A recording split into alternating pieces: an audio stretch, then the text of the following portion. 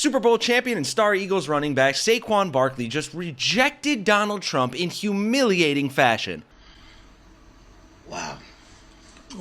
Let's just give me a second. Let me process that. And as you may remember from a few months ago, he's far from the first Eagle to do this. And be sure to stick around to the end because I have stitched together an incredible compilation of Donald Trump getting humiliated at sporting events. I got all those great highlights coming up for you at the end of the video, but folks, this story is so great because while Saquon kind of inadvertently humiliated Donald Trump, Trump actually ended up humiliating himself far worse than anyone else could with his whole presidential fitness fiasco. Which is exactly where this story starts. So drop a like, subscribe if you're new here, and let's dive into why Donald Trump may want to keep his bloated body out of sports for a while. This whole fiasco kicked off last week when Donald Trump, seemingly in a desperate attempt to distract from Epstein yet again, launched his presidential health and fitness campaign. And you really gotta love the reporting from the Daily Beast on this one. He's been diagnosed with swollen ankles, enjoys feasting on McDonald's and Diet Coke, and will soon be the oldest president to occupy the White House. But at the age of 79 and weighing 224 pounds, Donald Trump is on a health tear. The president is determined to make fitness and nutrition central to his agenda, announcing plans on Thursday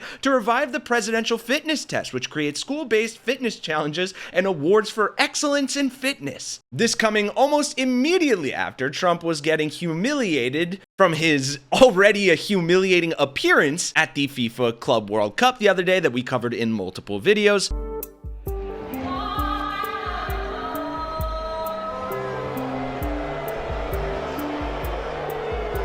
Where this picture went viral of his swollen cankles. Unexpected health update on President Trump, revealing that he recently underwent a battery of tests and has now been diagnosed with chronic venous insufficiency. Doctors tell us it means there isn't adequate blood flow to the veins in the legs, which can cause swelling. Oh, no. Look at that ankle. When I said something juicy, I didn't mean... A shoe should not give you a muffin top. And I cannot stress how big of a deal this is because they never admit that Trump has anything but impeccable health. Usually they bring out a doctor to be like, Donald Trump has big muscles and a girthy ass dick. Medically speaking, he makes Hercules look like a pig with cancer. Like, I'm not exaggerating. His doctors once said that his blood pressure was astonishingly excellent. That's not even how blood pressure works. But despite his own personal fitness, Old McDonald put together this video. Now pay attention to who is in this video and also who's not in this video. And we'll touch on both of those after this Orwellian display of dystopia. We have a president that knows sports unlike any other. He brought together 30 of the most elite athletes to bring back the presidential fitness test. We think we have the opportunity to change in the 70-year history of PCSFN the course of where it's going currently. We have some of the greatest athletes behind us from all different sports to headline, envision, and empower the students of our young generation. I've watched sort of the decline of the youth of America and their ability and sort of the decline of the importance of fitness and health and nutrition and all of it. And it's an incredible honor and I'm thrilled to dig in and get to work. We're all about helping young youth to be moved. It's about sport, it's about fitness and nutrition. I have a passion for all of them. So I'm excited to be able to make a difference in kids' lives moving forward. So I'm very thankful for the President Trump for giving me this platform and for us to change the generation. Also on this fitness council was the kicker for the Super Bowl losers, the Kansas City Chiefs, misogynist Harrison Butker, who Trump introduced like this. One of the most accurate kickers in NFL history, a young guy still. He can kick it long. I think he's... I guess he's considered the best there is in the business, Harrison Butker. So, Harrison, where are you, Harrison? He's a handsome guy, by the way. It's usually not my thing, but he is a good-looking sucker. Hilarious. The guy who knows more about sports than any other president in history doesn't even know where the kicker is. And also, don't worry, Trump. We know handsome young guys aren't your thing. It's more like pretty little 14 or 10-year-old girls, right? But what an inspiring lineup of fitness professionals and athletes. All those little boys and specifically little girls that Donald Trump loves so much will be so moved by the wise words of these fine people. Kansas City Chiefs kicker Harrison Butker is facing harsh criticism after a controversial commencement speech that he gave at Benedictine College's graduation this weekend. Well, you decide if it's harsh criticism, because the NFL player is accused of making some sexist, homophobic, and political comments. Take a listen to this. I think it is you, the women, who have had the most diabolical lies told to you. How many of you are sitting here now, about to cross this stage, and are thinking about all the promotions and titles you are going to get in your career? Some of you may go on to lead successful careers in the world, but I would venture to guess that the majority of you are most excited about your marriage and the children you will bring into this world. With excitement and pride. Not the deadly sin sort of pride that has an entire month dedicated to it, but the true God-centered pride that is cooperating with the Holy Ghost to glorify Him. Wow, what a fucking piece of shit. Sure seems like God wasn't on your side during the Super Bowl. But while superstar shitbags like Harrison Butker were on the council, one actual Super Bowl champion winner was not. Saquon Barkley. Eagles running back Saquon Barkley did not accept President Donald Trump's invitation to serve on his council on sports, fitness, and nutrition, he said Monday, adding that he was shocked his name was mentioned as being a part of it. And this is a pretty stark turn for Saquon Barkley, who has been pretty chummy with Trump before. Barkley even defended his choice to play golf with Donald Trump in the past on his personal Instagram, saying, LOL, some people are really upset because I played golf and flew to the White House with the president. Maybe I just respect the office, not a hard concept to understand. Just golf with Obama not too long ago and look forward to finishing my round with Trump. Now you get out of my mentions with all this politics and have an amazing day. To which I just have to say,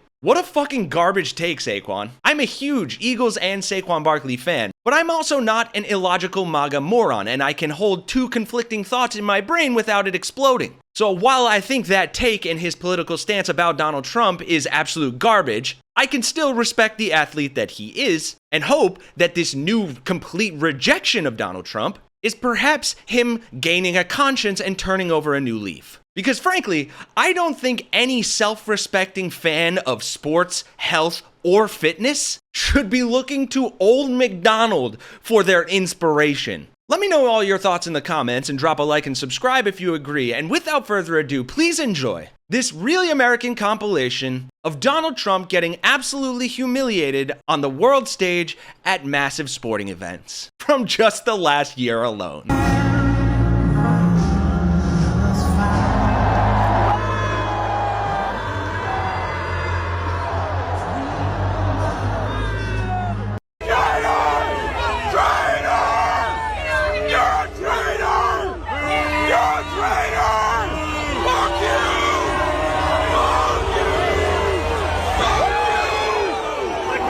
But then, in humiliating fashion, Donald Trump went on his plane to go after he left and made a post about Taylor Swift getting booed at the Super Bowl as well. You can see that here.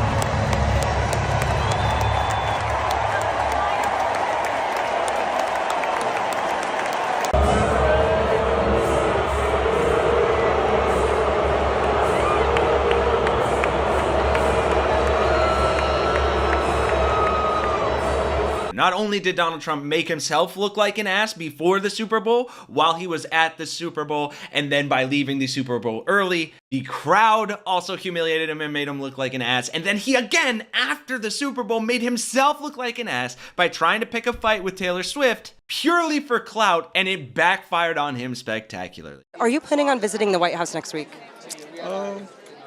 Trump just got humiliated by the Eagles quarterback Jalen Hurts, and it is absolutely perfect. I was only ever a bandwagon Eagles fan, but I am right back on the wagon after this one. The best part is that Trump is having to blatantly lie to cover his ass, and everyone is roasting them for it. This is an absolutely hilarious story, mainly because it's so embarrassing for Trump. Now, we all know that everything Trump touches dies. His endorsement is about as trustworthy as Tesla's self-driving. If you trust him, you're likely to crash and burn. Maybe that's why the Eagles have long been distancing themselves from the Trump administration. Back in 2018, when the Eagles won the Super Bowl, the owner of the Eagles, Jeffrey Lurie, was not a fan of Trump's presidency, calling it disastrous. There was a very public will they won't they with the White House, wherein Sarah I Love Child Labor Huckabee Sanders pretended there was ongoing scheduling issues, an excuse that will soon sound familiar. While the world really knew that the Eagles players would rather be caught playing without helmets than visit the White House. So it must have hurt Trump, pun intended, to find out that Jalen Hurts was a fan of one president. He even played Trump's favorite waste of taxpayer dollars, golf. Jalen played around with Obama and Jeffrey Lurie during the Kamala Harris campaign, during which he said this. Like an uncle figure out there, President Obama, all-time leader, a great presence, and I guess the word is down to earth, can only imagine. Yikes, called him an all-time leader after Trump's first presidency, so it's pretty clear how he feels about Donald Trump. Cut to Trump cursing the Chiefs with his touch of death, and then storming out like a petulant child who didn't get what he wanted. After that embarrassing display, Trump of course had to save face and invite the winners over to the White House, an invitation Lurie tentatively accepted. "I thought it was a great performance by them," said Trump. "They deserve to be down here and we hope to see them." During his annual news conference at the end of the league meeting, Eagles owner Jeffrey Lurie said, "There was no reticence whatsoever in accepting this year's invitation from the White House. To be celebrated at the White House is a good thing," Lurie said. "There were special circumstances back then that were very different, and so this was kind of an obvious choice and look forward to it. When you grow up and you hear, oh, the championship team got to go to the White House, that's what this is. So we didn't have that opportunity, and now we do. I think we're all looking forward to it."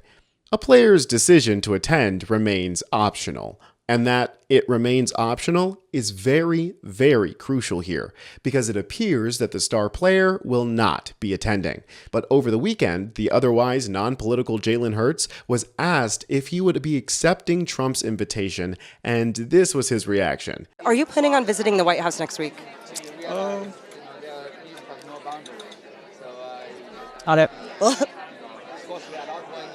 Thank you so much. Yeah. Yikes, he doesn't exactly seem excited now, does he? Now, there was a lot of speculation as to what that face meant and what his answer really was.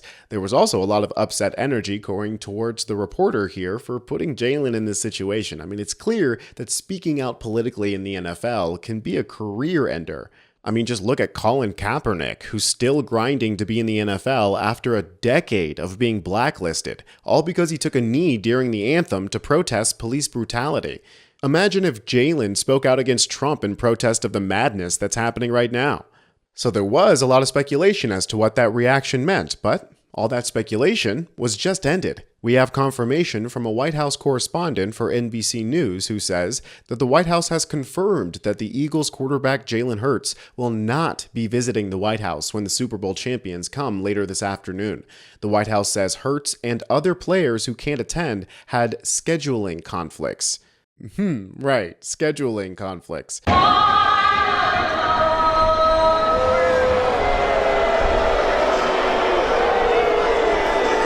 Yeah, if you thought the booing was bad, just wait till what happened both during and after the national anthem played during the FIFA Club World Cup today at MetLife Stadium in my home state of New Jersey. Because at first it may seem trivial, but there's actually a lot to unpack here, from what Donald Trump was doing during the national anthem that he actually shouldn't have been, to the fans' reaction after Trump appeared on the Jumbotron, and finally what the cameramen were forced to do because of that reaction.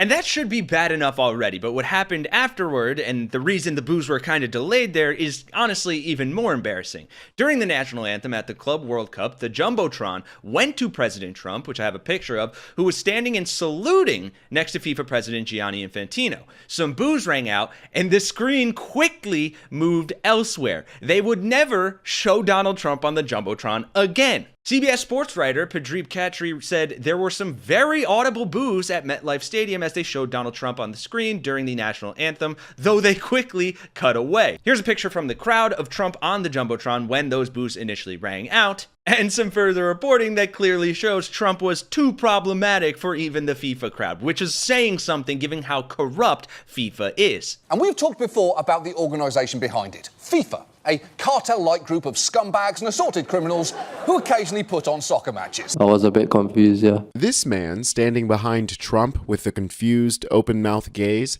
is Chelsea's star player and voted most important player of the FIFA Club World Cup this year, Cole Palmer. He's staring at Trump that way because he's wondering what we're all wondering. What the hell is that orange slug doing there?